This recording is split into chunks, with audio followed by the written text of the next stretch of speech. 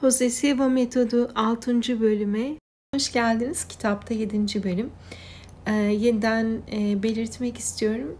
Direkt çeviri olarak yapıyorum kitaptan, Jose Silva'nın kitabından. Ve bazen duraksamalar olabiliyor. Bu videoda olabildiği kadar bunu önlemeye çalıştım. Umarım bu şekilde videoyu daha çok beğenirsiniz. Yine avatarla birlikte. Belki de izlemesi daha kolay olur diye düşündüm. Yaratıcı uyku.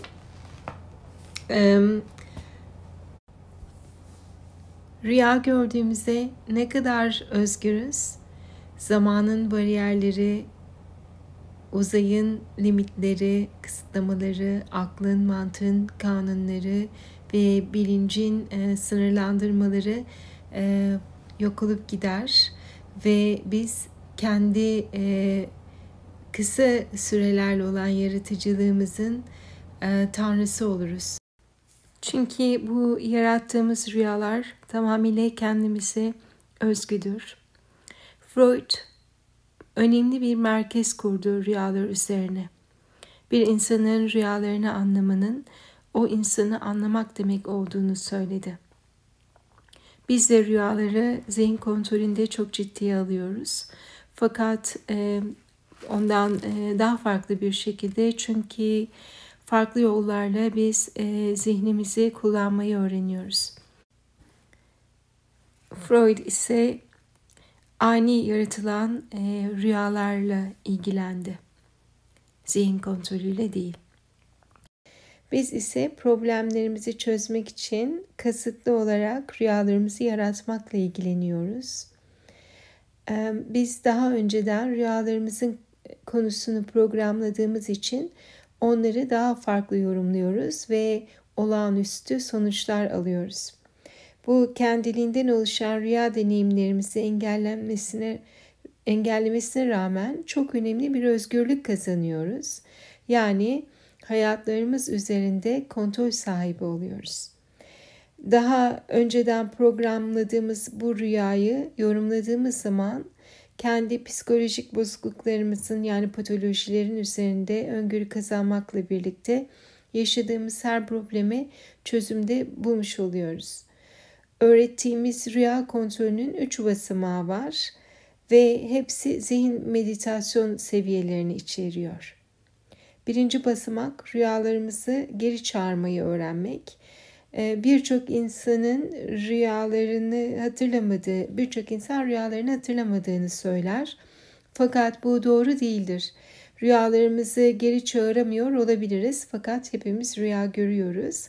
Eğer rüya görmezsek birkaç gün içinde zihinsel ve duygusal problemler ortaya çıkar. Jose Silva yani 1949'da problemleri çözmek için rüyaların muhtemel yararları üzerinde araştırma yapmaya başladığımda ne bulacağım konusunda emin değildim. Bu arada yine ben diye çeviriyorum. Jose Silva tabii ki, kitabı yazan kendisi. Siz de lütfen benim yaptığımı düşünmeyin. Yani Jose Silva. Direkt kitabı çeviriyorum. Siz de duymuş olacağınız gibi rüyalarda tekrar eden ön seziler üzerine birçok hikaye duymuştum. Julius Caesar, biliyorsunuz, imparator, bildiğimiz gibi Ides of March, yani ilk dolunay, her ayın ilk dolunayı ayın 15'i Mart, Mayıs, Haziran ve Ekim aylarında bildiğiniz gibi ayın 15'ine denk gelir ve diğer aylarda bu ayın 13'üne denk gelir. Burada kendim bilgi veriyorum. Hatta Shakespeare'in bir oyununda da bu geçer. İşte Sezar bunu rüyasında kendi suikastını görmüş ve ayın 15'inde de biliyorsunuz kendisine suikast yapılıyor. Abraham Lincoln de rüyasında kendi suikastini öngören rüyalar gördü. Eğer bu rüyalar ve bunlar gibi diğer rüyalar eğer tekrar edilemeyen kazalar, yani rastlantılar ise, o zaman ben zamanımı boşa harcıyordum. Bir noktada zaman kaybettiğimi düşünmeye başladım. Psikoloji çalışmaktaydım. Freud, Adler, Jung 4 yıl gibi bir süre ve daha çok çalıştıkça ne kadar az bildiğimi fark ettim. Sabah 2 gibiydi ve kitabımı yere fırlatarak yatmaya gittim. Kendi aralarında bile aynı fikirde olamayan dev isimleri çalışarak yararsız projeler üzerinde vakit harcamamaya karar verdim. Bundan sonra sadece elektronik işimle ilgilenecektim. Bu işi ihmal ediyordum ve param azalıyordu. 2 saat sonra bir rüya ile uyandım. Diğer rüyalar gibi seri olaylar değildi. Sadece bir ışıktı. Benim rüya alanım çok parlaktı. Altın renkli gün ortası ışığı ile doluydu. Gözlerimi açtığımda ortam karanlıktı. Odamda gölgeler vardı. Gözlerimi tekrar kapattım ve o aydınlığı tekrar gördüm. Tekrar aydınlıktı. Bunu birkaç defa tekrarladım. Gözlerimi açıkken karanlık, kapatınca aydınlık. Tekrar gözlerimi 3 ya da 4 defa açıp kapattım. Gözlerimi kapattığımda 3 tane sayı gördüm. Bu sayılar 3, 4 ve 3'tü. Sonra 3, 7 ve 3 rakamlarını gördüm. Sonra tekrar 3, 4, 3, sonra tekrar 3, 7, 3. Bu 6 rakamlardan daha çok, gördüğüm bu numaralardan daha çok aslında bu ışıkla ilgiliydim. Ve o da yavaş yavaş azalmaya başladı. Hayat acaba böyle bir elektrik ampulü gibi ani bir ışık parlaması ile parlayıp sönüyor muydu diye merak ettim. Ölmediğimi fark ettiğimde ise ışığı geri getirerek üzerinde çalışmak istedim. Nefesimi değiştirdim, yataktaki pozisyonumu, zihin seviyemi, hiçbir şey işe yaramadı. Ve ışık sönmeye devam etti. Tamamıyla ışık sadece 5 dakika kadar sürdü. Belki de rakamların bir anlamı vardı. Bütün gece uyanık kalarak çeşitli telefon numaralarını, adresleri, kimlik numaralarını hatırlamaya çalışarak bu numaralara bir anlam vermeye çalıştım. Bugün rüyaların ne anlama geldiğini bulmakla ilgili çok etkili bir yöntemim var. Fakat o günlerde daha çalışmalarımın ilk aşamasındaydım. Ertesi gün sadece 2 saat uyumuş olmaktan dolayı yorgun olarak bu numaraları zaten bildiğim şeylerle bağlantılarını kurmaya çalıştım. Şimdi bir gizemin çözülmesinde bugünkü zihin kontrol kursunun önemli bir parçası olan önemli birkaç olayı anlatmalıyım. Elektronik dükkanımın kapanmasından 15 dakika önce bir arkadaşım kahve içmeyi önermek için dükkanıma uğradı. Arkadaşım beni beklerken eşim dükkana geldi ve kahve almak için çıkıyorken neden Meksika tarafına geçip benim için temizim alkolü yani rubbing alkol almıyorsun diye sordu. Köprünün yakınındaki dükkanda bu alkol daha ucuz. Yolda arkadaşıma rüyadan bahsettim ve ona anlatırken aklıma bir fikir geldi. Belki gördüğüm numaralar piyango numaralarıydı. Yakınından geçtiğimiz dükkan Meksikan piyangosunun merkeziydi. Fakat kapanma saatine yaklaşıyordu ve kepenkler kapatılmıştı. Her neyse zaten çılgınca bir fikirdi. Eşime alkol almak için bir blok daha sürdük. Satıcı alkolü paketlerken arkadaşım dükkanın diğer tarafından seslendi. Aradığı numara neydi? 373 dedim. Gel bak. Üzerinde 343 olan yarım bir bilet vardı. Bütün Meksika Cumhuriyeti'nde bu dükkan gibi binlerce satıcı vardı. Ve her birinde bu 3 rakam gibi başlayan numaralarla her ay biletleri alıyorlardı. Bütün ülkede 3-4'ün 3'ün satıldığı tek dükkan burasıydı ve 3-7-3 de sadece Meksiko City'de satılıyordu. Birkaç hafta sonra ilk defa aldığım yarım bilete $10.000 çıktığını öğrendim. ve buna ihtiyacım vardı. Mutlu olduğum kadar bu ayda bu hediye atına dikkatlice baktım. Bulduğum şey hediyenin kendisinden çok daha değerliydi. Çalışmalarımın değerli olduğunu inanmama kaynak olan sağlam bir temel oluşturdu. Belki de yüksek zeka ile bağlantı kurmuştum. Belki daha önceleri bilmeden birçok defa bağlantı kurmuştum ama bu defa farkındaydım ve biliyordum. Bir seri şans gibi görünen olayların buna yol açtığının farkına varın. Umutsuzluk anımda bu numaraları çok şaşırtıcı bir şekilde rüyamda gördüm. Bir ışıkla ve onu hatırlamam gerekiyordu. Sonra bir arkadaşım uğradı. Çok yorgun olmama rağmen kahve içme teklifini kabul ettim. Sonra eşim alkol almamı istedi ve bu da beni bu bileti satın aldığım Meksika'daki tek dükkana yönlendirdi. Bunun sadece bir tesadüf olduğunu düşünen kimseler tamamıyla kontrol edebilecekleri inanılmaz bir gerçeği açıklamakta zorlanacaklardır. United States'te zihin kontrolü öğrencilerimden 4'ü daha sonra geliştirdiğim değişik teknikleri de kullanarak piyango kazandılar. İsimleri Regina M. Fornecker from Illinois Rockford'dan $300,000, Chicago'dan David $300,000, Francis Moroni Chicago'dan $50,000, John Fleming Buffalo New York'tan $50,000. Zihin kontrolünde rastlantı kelimesine karşı değiliz. Gerçekte biz bunu önemli bir anlam yüklüyoruz. Açıklanması zor bir seri olay olumlu sonuçlara yol açtığında buna rastlantı diyoruz. Eğer yok edici sonuçlara neden olursa bunlara da kaza diyoruz.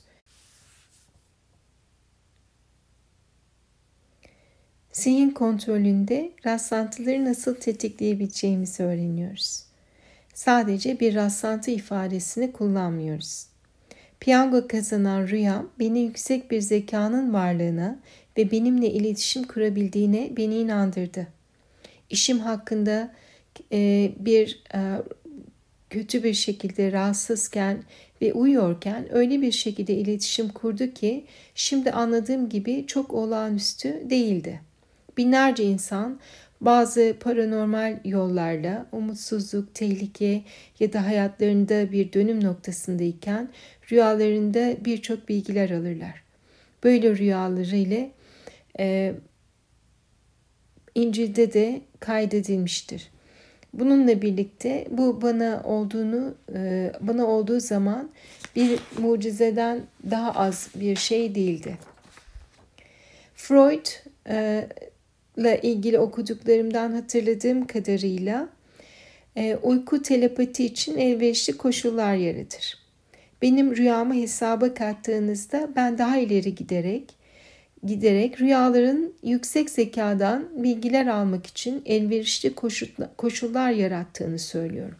Sonra hatta biraz daha ileri giderek telefonun çalmasını pasif olarak bekleyen bir kişi gibi olmamız gerektiğini mi merak ediyorum. Bu yüksek zeka ile iletişim kurmak için kendi inisiyatifimizi kullanarak bu numaraları çaldırabilir miydik? Dindar birisi olarak Tanrı ile dualarımız aracılığıyla bağlantı kurabiliyorsak bu yüksek zeka ile iletişime geçmek için de bir metot geliştirebiliriz. 15. bölümde görebileceğiniz gibi, yani benim 14. bölüm olacak zannedersem gibi, Tanrı ya da yüksek zeka ile konuştuğum yerlerde farklı şeylerden bahsediyorum. Evet, deneyimlerim yüksek zekaya birkaç şekilde ulaşabileceğimizi gösteriyor. Bir tanesi çok kolay öğrenilen basit rüya kontrolü. Rüyalarınızı hatırlamak için bu parlak ışığın size yardım etmesini bekleyemezsiniz. Fakat kendinizi programlamanın güçlü etkisine, tekrarlayan etkisine güvenebilirsiniz. Kendi seviyenizdeyken bunları hatırlayabilirsiniz. Uyumadan önce meditasyon yaptığınızda bir rüyamı hatırlamak istiyorum, bir rüyamı hatırlayacağım deyin. Ve yanınızda bir kağıt ve kalem ile uyuyun. Gece ya da sabah uyandığınızda rüyanızdan hatırladıklarınızı yazın. Bunu her gece pratik olarak yapın. Hatırlamanız daha açık ve bütün olacaktır. Bu gelişen becerilerinizden emin olduğunuz zaman ise ikinci basamağa geçebilirsiniz. Uyumadan önce meditasyon yaptığınızda bir öğüt veren bilgiler ile veya bilgiler ile çözülebilecek bir problemi gözden geçirin. Bu problemi çözmeyi gerçekten istediğinizden emin olun. Aptalca sorular, aptalca cevaplar uyandırır. Şimdi kendinizi şu cümlelerle programlayın. Bu aklımdaki problemi çözmek için bilgiler içeren bir rüya görmek istiyorum. Böyle bir rüya göreceğim, hatırlayacağım ve rüyamı anlayacağım. Gece ya da sabah uyandığınızda en canlı bir şekilde hatırladığınız rüyayı gözden geçirin ve anlamını sorgulayın. Daha önce belirttiğim gibi bizim rüya yorumlarımız Freud'dan farklıdır. Çünkü biz kasıtlı olarak rüyalarımızı üretiyoruz. Bu nedenle eğer Freud'un rüya yorumlarını biliyorsanız zihin kontrolü amacıyla zihin kontrolünü kullanırken bunları unutun. Freud bu rüyayı nasıl yorumlayacağını düşünün. Bir adam vahşiler tarafından bir ormanda sarılmış rüyasında. Tehditkar bir şekilde ellerindeki mızrakları aşağı yukarı sallayarak bu vahşiler ona doğru yaklaşıyorlar. Ve her mızrağın ucunda da bir delik var. Adam uyandığında bu rüyayı kendisini engellemekte olan bir sorununa çözüm olarak gördü. Sorunu şuydu: acaba bir dikiş makinesi nasıl dizayn edilir? Ucunda delik olan ve aşağı yukarı inip çıkan bir iğne yapabilirdi. Bu adamın adı Elias Howe, yani ilk pratik dikiş makinesini icat eden kişi. Zihin kontrol mezunu rüya kontrolüne hayatını kurtarmış bir olarak bakıyor. 7 günlük bir motosiklet gezisine çıkacağı akşam rüyasını bu seyahatte muhtemel tehlikelerden kendisini önceden uyarmak için programlıyor. Önceki birkaç gezisinde bir takım ufak aksaklıklar yaşamış, tekerlek patlamış, benzin hattında bir kir olmuş ve son gezisinde de öngörülmeyen bir kar yağışı görülmüş. Rüyasında arkadaşının evinde olduğunu görüyor. Akşam yemeğinde bir çiğ çalı fasulyesi yağmış tabak servis ediliyor. Diğer konuklara ise quiche Lorraine ikram ediliyor. İçinde pork olan bir nasıl söyleyeyim, biliyorsunuzdur quiche hamur işi aslında. Rüya seyahatinde çiğ fasulye yememesi mi? Bu rüya ne demek? Rüya yani seyahatinde çiğ fasulye yememesi anlamına mı geliyor? Ya da aslında bu biraz da çiğ fasulyeyi bu kişi sevmiyor, çalı fasulyesini. Hatta çiğ olanlarını hiç beğenmiyor. Yoksa arkadaşının onu iyi karşılamayacağı anlamına mı geliyor? Fakat hayır, arkadaşıyla ilgili hiçbir şüphesi yok. Ama bunun motosiklet gezisiyle de bir alakası yok. Bu geziden döndükten sonra 2 gün sonra New York'ta highway'de hızla yol alıyordu. Güzel bir sabahtı, yol çok iyi bir durumdaydı. İlerideki küçük bir kamyondan başka bir trafik yoktu.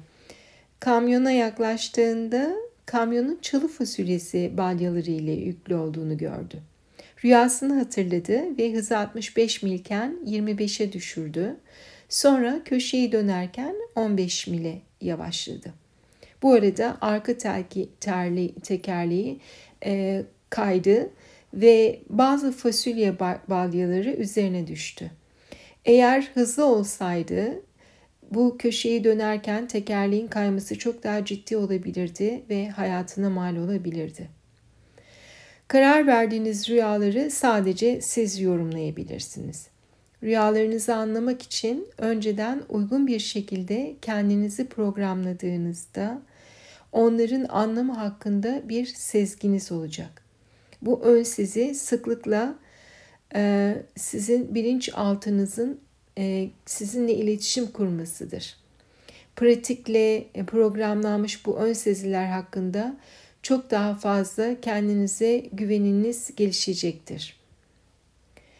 Kendinizi programlamak için kullanmanızı önerdiğim kelimeler zihin kontrol sınıflarında kullanılır. Daha farklı kelimeler de kullanabilirsiniz. Ancak eğer zihin kontrolü dersleri alırsanız önceden şartlanmış olacaksınız ve alfa seviyesinde önceden birebir bu kelimeleri aklınıza sokarsanız daha zengin bir deneyim yaşayacaksınız. Eğer rüya kontrolü ile sabırlı olur ve pratik yaparsanız ve daha paha biçilmez zihin kaynaklarından birisini keşfetmiş olacaksınız. Tabii bir piyango kazanmayı ümit etmeyin. Zira piyangonun doğasında sadece birkaç kazanan vardır ancak biliyorsunuz ama fakat hayatın doğasında herkesin piyangonun sunacağından çok daha fazlasını kazanabileceği gerçeği vardır. Bu bölümün sonuna geldik. Yaratıcı uykuydu. Umarım siz de rüyalarınızı programlamayı bu şekilde öğrenebilirsiniz. Ben de buna inanıyorum. Gerçekten rüyalar çok önemli. Onun dışında dediğim gibi bundan sonra birkaç bölüm kaldı sadece kitaptan çevireceğim. Kitabın geri kalanında o hayatında bahsedilen bir psikolog vardı. Onun eklediği bir bölüm var. Onu daha sonra çevirmeyi düşünüyorum. Zira önce Neville Goddard'la ilgili bir seri yapmayı planlıyorum. Ve ayrıca bu Siva metodunda yayınladığım videolarla ilgili küçük PowerPoint'ler şeklinde videolar hazırlayacağım. İzlemeye devam edin. Aynı zamanda beğeni yaparsanız, paylaşırsanız çok sevinirim. Ve lütfen üye olun. Daha önce söylemiyordum ama tabii ki çok memnun olurum. Başka insanlara da ulaşması açısından bunun faydası olduğunu biliyorum. Kendinize iyi bakın. Görüşmek üzere. Hoşça kalın.